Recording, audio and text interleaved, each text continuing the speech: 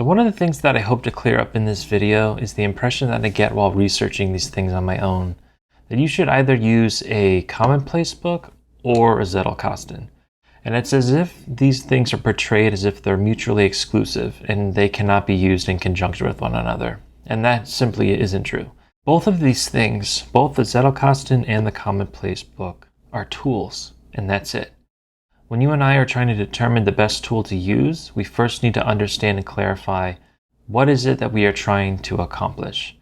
And I think that the reason there's so much confusion about Zettelkastens or Commonplace books is that people start their thinking with the tools first, instead of thinking of what is the actual goal here, or what is the purpose that I'm trying to achieve. So let's discuss some of the purposes, so hopefully you can make a better evaluation and judgment on which tool is right for you in your particular use case.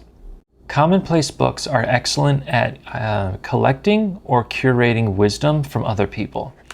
For example, let's say you like to read a lot like I do, and you want to capture ideas and sayings from the books you read so you don't forget them.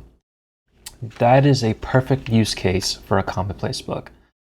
The only potential issue with a Commonplace book is that your future self will most likely struggle to remember where you put this or that saying or quote down or on what page.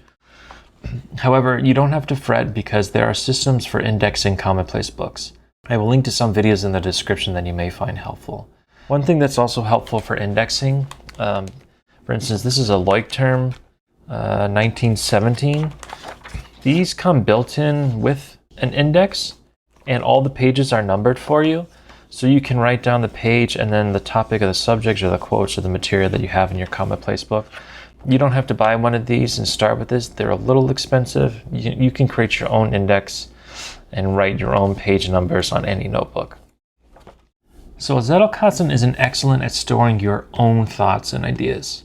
And Nicholas Luhmann, who popularized the Zettelkasten, said that his Zettelkasten was his quote-unquote thinking partner. So one of the major differences between a Zettelkasten and a Commonplace book is that a Zettelkasten is primarily used to create things with. In particular, writing projects like books, essays, articles, blog posts, etc. So I wouldn't recommend you start with a Zettelkasten unless you have a project or projects in mind. If you're doing research for a writing project, then a Zettelkasten is a much better suited tool for the job than, say, a Commonplace book. So another interesting use case is there's a famous author named Ryan Holiday, and he uses what he calls a Commonplace book, but he keeps it on note cards. So it's somewhat of a hybrid and a mixture between a Commonplace book and a Zettelkasten. So instead of collecting quotes from all the books he's reading in a notebook, he writes them down on index cards. I have a video in the description and some articles that document his system and process, which I found personally very interesting and incredibly useful, and I definitely stole some of his ideas and incorporated them into my own systems. So I wanted to keep this video as succinct and brief as possible, so I hope you found what I've shared with you helpful in this video. Both a Commonplace book and a Zettelkasten are helpful tools that serve different purposes. Remember that this is not an either or, it can be both and too. You could even use both and integrate them together, so both of them are used to serve whatever purpose or goal or project you have. I don't personally claim to have all the answers here, but I wanted to share what I have learned thus far in hopes that someone just behind me learns something new. Please leave your thoughts in the comments, as I love to interact and learn from you. Thanks for watching, and I'll see you next time. Cheers.